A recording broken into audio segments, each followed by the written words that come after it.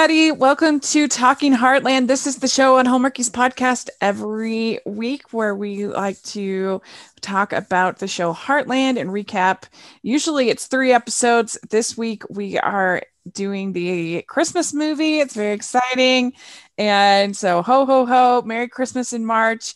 And I'm film critic Rachel Wagner, and Michelle is here. Hi.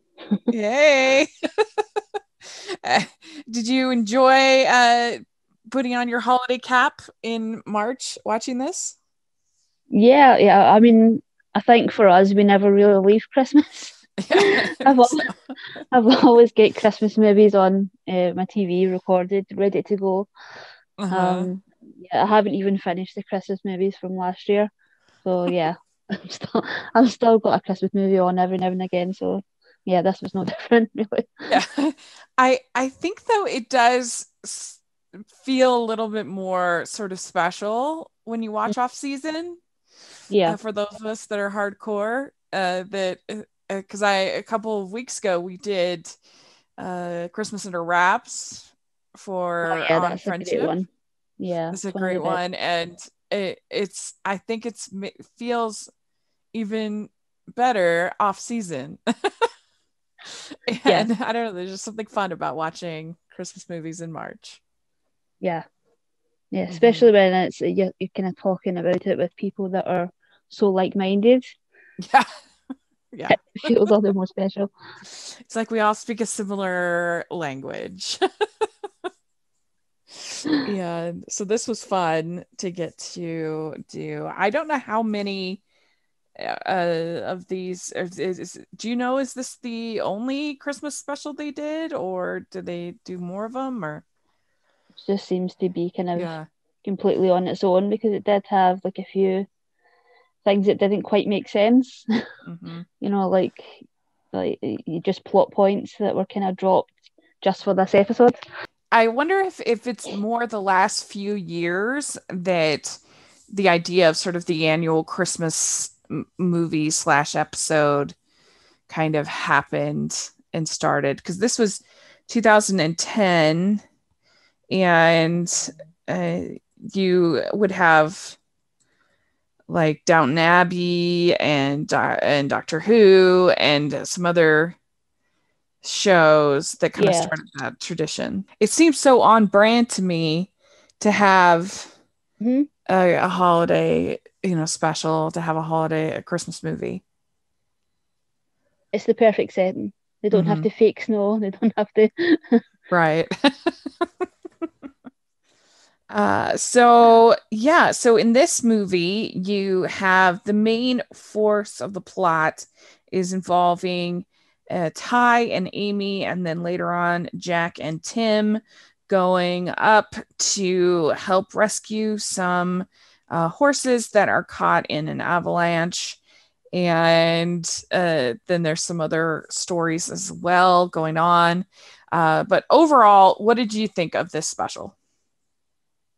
I found it to be a little strange in structure, but I loved the actual story, especially it sort of paralleled, Tim and Lou and Amy and Jack so much, so that was really great. But it did feel a bit strange. I mean, it was like an hour and a half, so I guess it was like 2 episodes, like a 2-part episode, but it also kind of had the structure of a movie. And my notes are crazy. I've just got so much written down, and I'm like,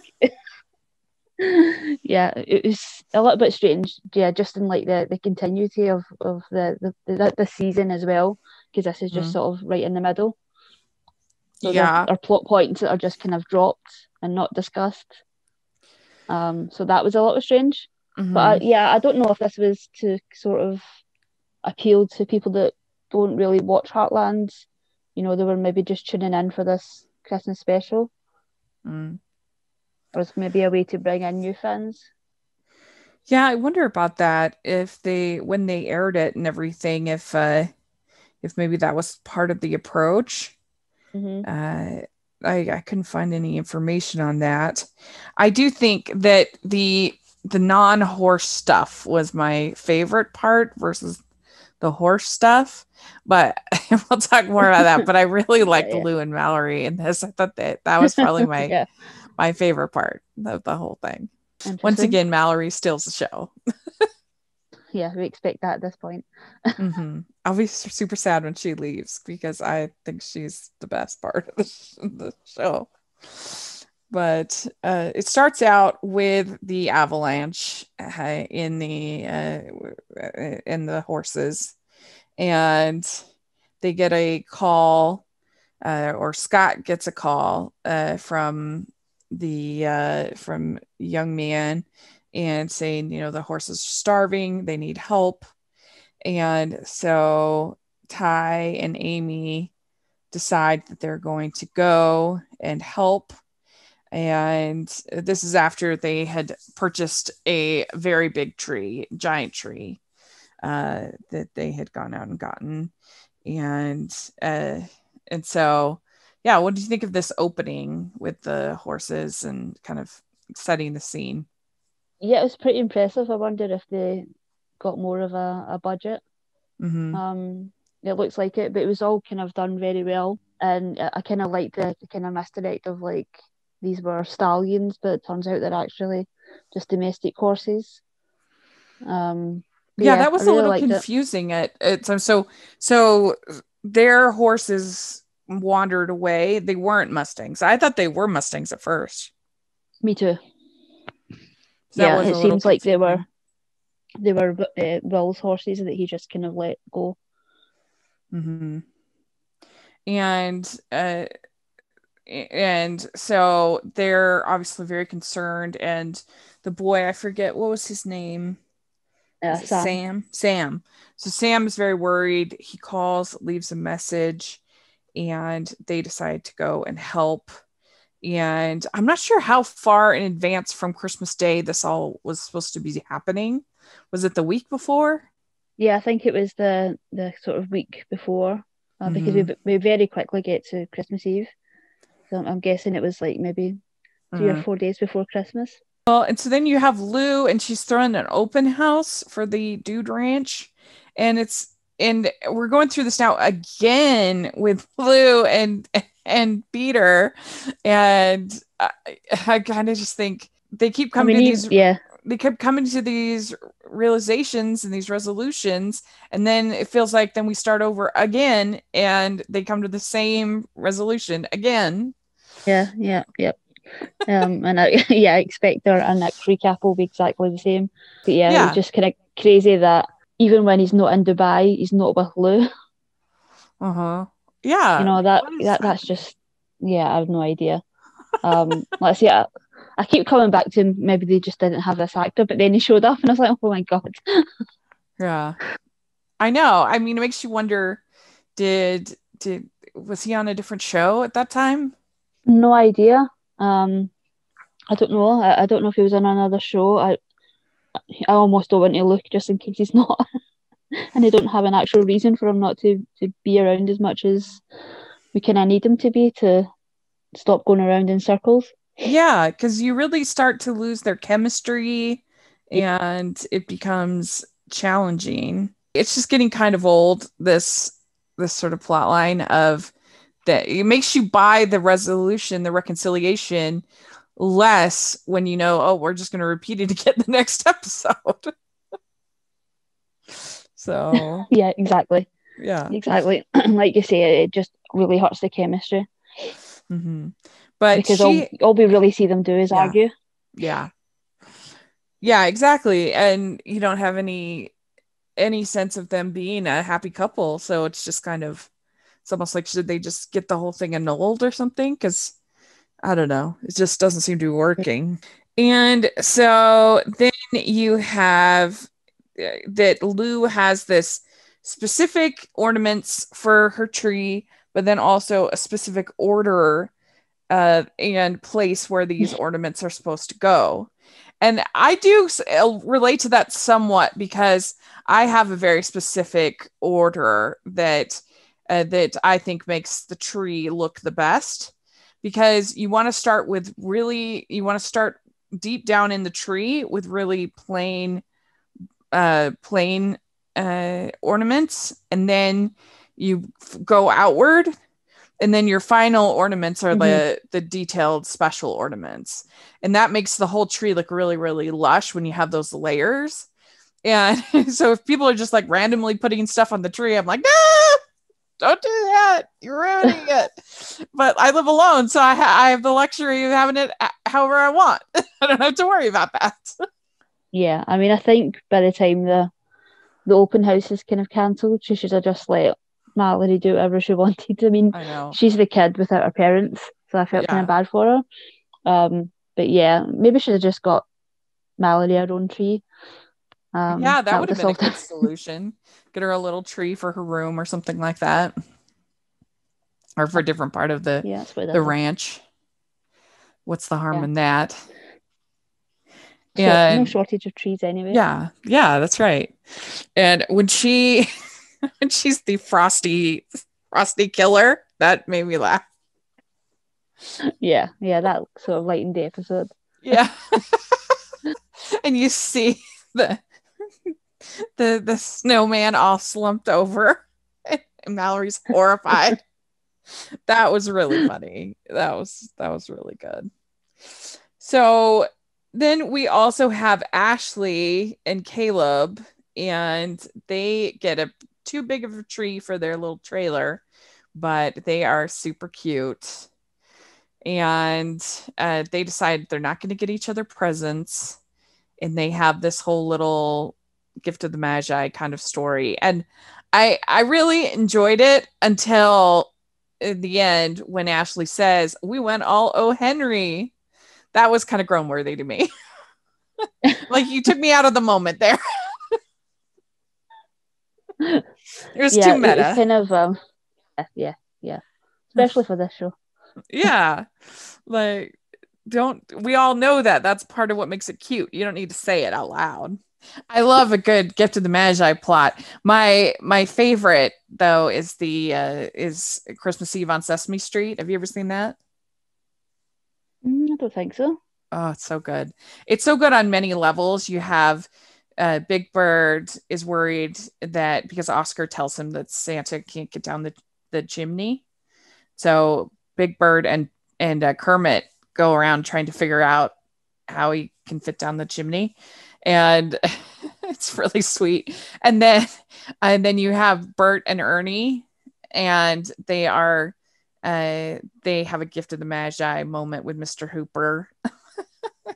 And Bert sells his rubber ducky to get a paperclip box for Ernie, or flip that. Ernie's the short one, right? Yeah, I think so. Yeah, Ernie. So Ernie sells his rubber ducky, and then Bert sells his paperclip collection to get a dish for his rubber ducky. So they sell each other's prized possessions, and then Mr. Hooper comes at the end and makes everything right, and it's so sweet. And then they sing "Have Yourself a Merry Little Christmas," which is my favorite Christmas song. So I mean, come on, what more could you want in a Christmas special? And then he gets her a bracelet, a charm for a bracelet, and then she sells her bracelet. So it's very sweet. And so then we have so they're going out to help the horses, and they definitely spent some money. You have all this, not only the avalanche effect, but you also have all of the snowmobiling and some of the other stuff that they invested in.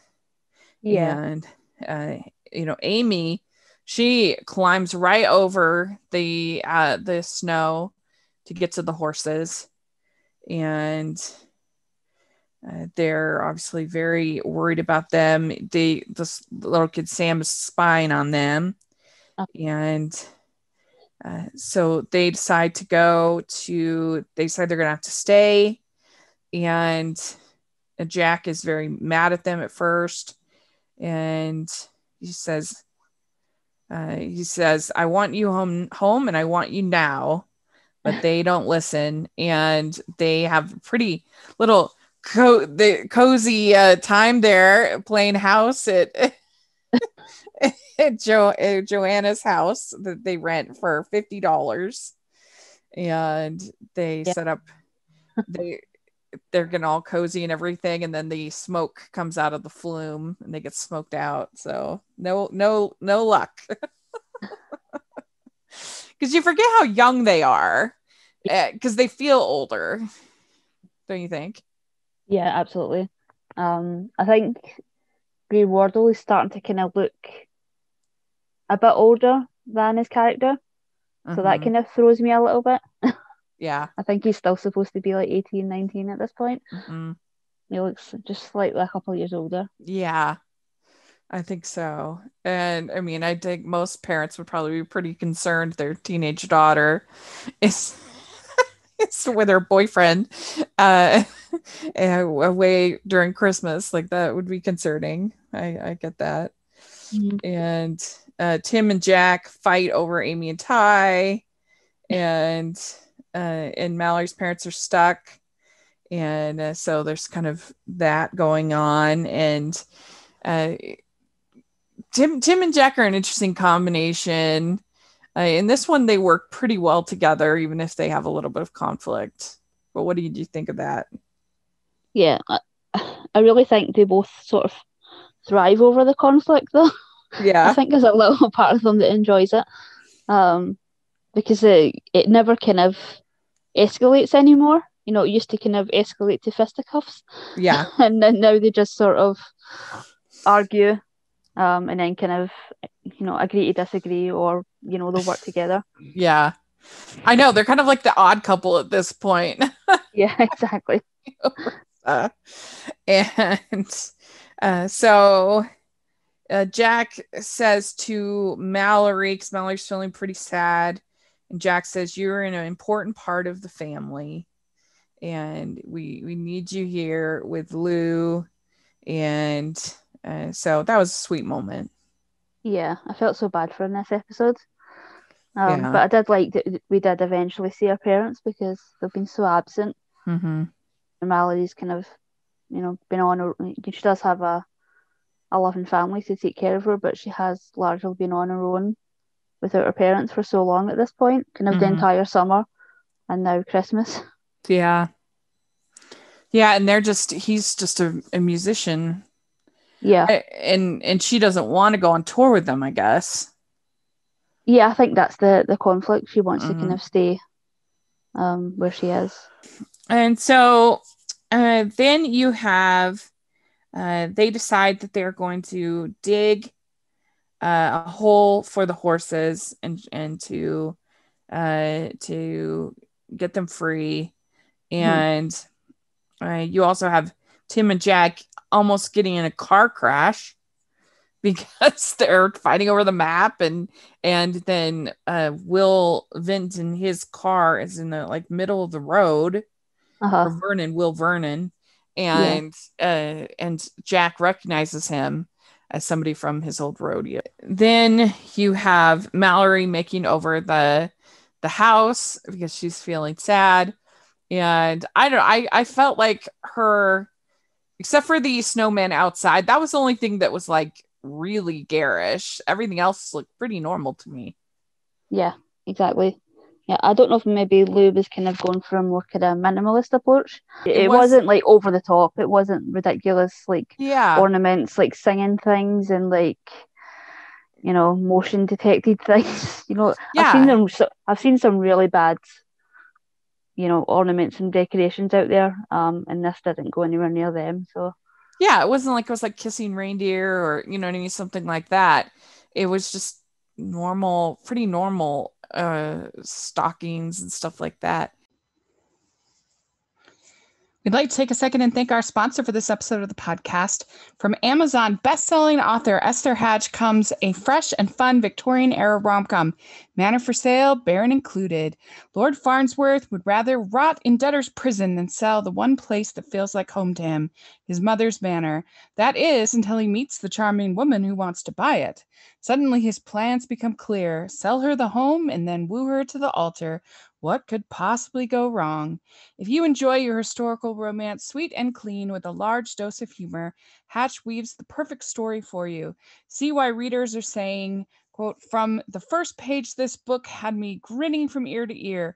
Esther's beautiful writing style and lovable characters make you fall in love instantly and invest yourself in the story until the very end. Manor for Sale, Baron Included is available on Amazon in paperback and Kindle, also available in Kindle Unlimited. So check out the new novel, Manor for Sale, Baron Included. And we had an episode of our podcast with Esther where we dove more into the book. So you should definitely check that out as well. It's a really fun, dishy read. I don't know. I didn't think it was that bad when Lou was so upset about it. Yeah, she's been a little unreasonable. But my mom hates those blow-up snowmen, though. Those blow-up figures outside. I think they're kind of fun, but she thinks they're the tackiest thing. She hates them. Like Lou. I think if you're going for tacky and you sort of lean into it, they're fine. Uh-huh. You know, if that's kind of your thing and your whole kind of theme is that, you know, fair enough. But yeah, it looked kind of strange just out there on his own. Yeah, but when she punches the snowman, that was a bit much. That was really funny. And then Mallory, you killed Frosty. You're the most non-Christmas person I know. And you Frosty murderer. Yeah, so good. I will not live under the same roof with a Frosty murderer. My understandable is, I guess, are we to assume that there's like people staying at the Dude Ranch during that time? Yeah, I don't know. I wouldn't think so. Because I kind of figured why when they just have Ashley and Caleb stay in one of the cabins. Yeah, that's a good point. I never even thought of that. Yeah, it's a good point. Because... I think they did actually say that the Dude Ranch shuts at winter in a previous season. Because they were going to have the open house. Yeah. I mean, I would think that they could at least have somebody stay there as opposed to having to stay on the couch during the emergency situation. Because Caleb and Ashley come up because the power goes out at their place. And as the heater goes out. And then it just sort of escalates from there. Yeah. No problems. But yeah, considering, you know, Caleb works there, you would just kind of put him up in a Dude Ranch. Yeah, and they're kind of on Mallory's side. They help her get her stuff and help her out. And so then you get this whole scene with Jack confronting Will.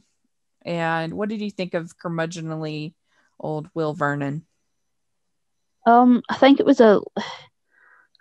too long before his sort of turn, but I thought it was a fairly good representation of survivor's guilt. Uh-huh. And I really like this part of the episode. Like I say, the parallels really worked for me, and I thought this actor was really good. It just went on a little bit too long before his sort of turn, because that happened and then it was very quickly resolved. I thought it could have been a bit more work at the end to sort of make things right, because it just seemed like he was very aggressive and for so long, you know, so many scenes with just him and Jack that were sort of the same, you know, I'm just not getting through to him. Yeah, he was pretty frustrating because he pulled a gun on Amy and Ty. That was kind of brushed away quite quickly. Yeah, he refuses to help, and then he starts off the additional avalanche because of his behavior. And Joanna, she says I remember the guy you remember, but he died 5 years ago. And so, yeah, that's very frustrating. I mean, you would think if he's such a selfish guy, he would at least kind of want his horses to be rescued just because of the monetary gain of that, you know, that there would be some kind of when people are trying to help him and his property. Yeah. And it wasn't really explained why he didn't want his horses or why he let them go, or it was kind of suggested that he just didn't want to feed them anymore. But there's a difference between letting them go and having them trapped in an area where they're going to starve to death. Right. Yeah. At least they've got a chance. If they're kind of out roaming on their own, they've got access to food and freedom. Whereas this was just essentially watching animals be, sort of tortured to death by the elements.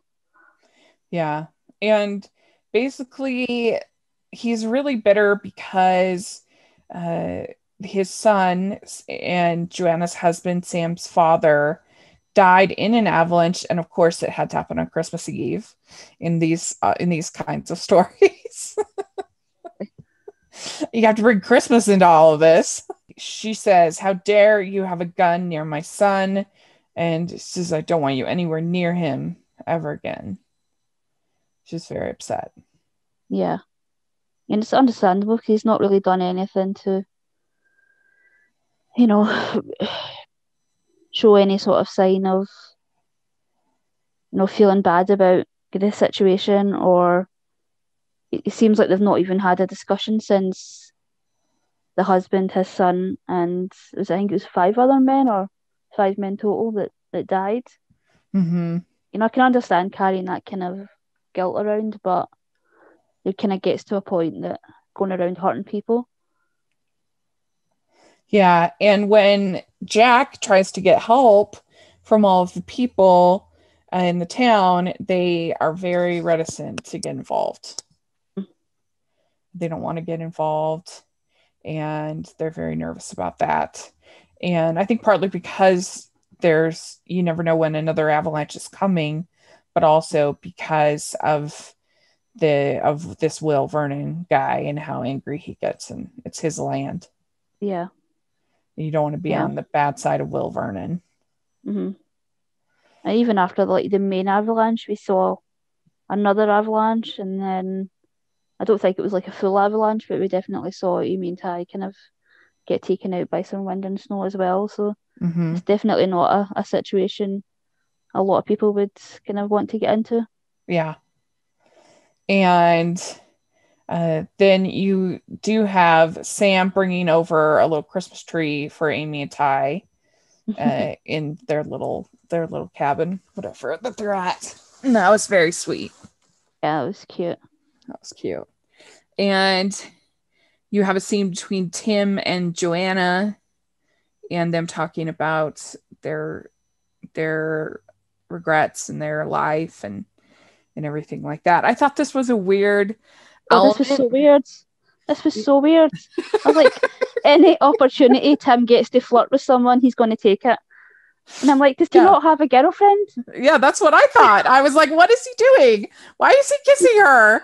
And I'm sure we're never going to see this woman ever again. So, what? I agree. I thought that was weird. I mean, is the show expecting us to be like super swooning over Tim? Yeah, I mean, this woman is like deeply vulnerable, and he's taking this opportunity to like take a shot. Like, what is happening? That's what I thought too. I agree. Oh, this is just typical Tim. Typical Tim. Yeah, I mean, it gets you the feeling that they think that he's like a real hunk, the producers of this show. And I'm not saying he's bad looking. He's fine, but I don't know, just he's not like a Kevin McGarry or somebody like that. I mean, come on. Yeah, or like I don't know if Matheson or someone like that, you know. Yeah, I don't know if the sort of character, description really fits the actor. I just see him as like the guy from oh god, The Good Witch. That's kind of all I see him as. I know. And so seeing him as this sort of lady killer kind of character, and he's just sort of a buffoon at times as well. So yeah. Like I think that he's really actually quite good as the kind of more sort of cuddly dad kind of role when he gets to play that with Lou or with Amy or even on the Good Witch movies that he was in. getting to play that kind of character makes a lot more sense to me than like hunky outlaw kind of character. Like, I don't see that. Yeah, no. So I thought that was weird, and they didn't have any chemistry at all. Yeah. You know, not their fault. They barely had time to build chemistry. Right. They literally just like came into each other's worlds and then left again, and supposedly had this big love story. And I'm sure that in the next episode that we cover, he'll be back with Miranda Freegan's character. Yep, I think she's in a few episodes more this season. So yep, that's right. He says that he does say 10 years I didn't spend with my daughters, and there's a big price to pay for isolating yourself. And then we have that Sam tells them that since my dad died, my mom hates Christmas. You see, that's what the hard thing when Christmas gets tied up in all this. It's so unfair. Yeah, exactly. It can all happen in these things. Why can't they just happen in like October? Well, then you wouldn't have a Christmas special. I guess not. No, you wouldn't. And so the town finally comes to help, and they are all bringing hot chocolate for Sam and coffee, and they're trying to dig. They get a bulldozer in, and they're trying to dig a tunnel, and they actually put in like wood, supports and stuff like that, so it doesn't cave in. Yeah, I'm a sucker for like these kind of stories where they have like the whole town come to help. Yeah. I was recently, I don't know why, I just felt like watching kind of old nostalgia shows, and I put on like the first episode of Little House on the Prairie. And there's like the end of the first episode, like Pa's injured, but he has to work, and he's working all these different jobs, and he's really, really hurt, and all the town come to help him, and I'm like literally sobbing over this like 20-year-old show. But yeah, whenever this kind of happens in a show, I'm like a total sucker for it. Yeah, it's always a good moment. It really is. And that really brings the Christmas spirit. And they do. And so you have this big fight between Jack and Will. And he says, I don't know you. And he says, well, I was the one who asked him to be up there. That's talking about his son. And that he was the only one who made it out. I'm alive, but maybe I'm not. And and then Jack says, you might as well be dead. And then he says, I didn't cut myself off. They all left me. And then Jack says, you have to take the first step to make this right. It's never too late. And I thought it was some pretty good acting from those two actors for this story. I thought it was a pretty good scene. Yeah, absolutely. These two are probably I've never seen the other actor in anything, but yeah, they do seem like kind of, Sean does seem like such a veteran. Yeah. And he's able to kind of do everything, especially on this show. Yeah. And so then the horses are freed and everybody's cheering. It's a very, fun moment. Then you see Joanna and Sam and Will make up. And that's when you get the weird kiss between Joanna and Tim. Like, what? I couldn't even watch this. I was like, oh my God. Glad you had the same takeaway as me, because I was just like, what? So stupid. It's very weird. It was very weird. I mean, and I think that the saving the horses thing overall, it was a pretty good story, but I actually don't think it was very Christmassy at all. No. And so I think it would have almost been better in another just regular episode and them doing something more Christmas focused. Yeah. When it said Christmas at Heartland, there wasn't much Christmas actually at Heartland with the whole family. Right. So much was focused on this plot, which I agree it would have been really good in like a series premiere or finale or something. It was a really good story. But yeah, I would have liked to have seen a bit more Christmas. Yeah, like in the episode.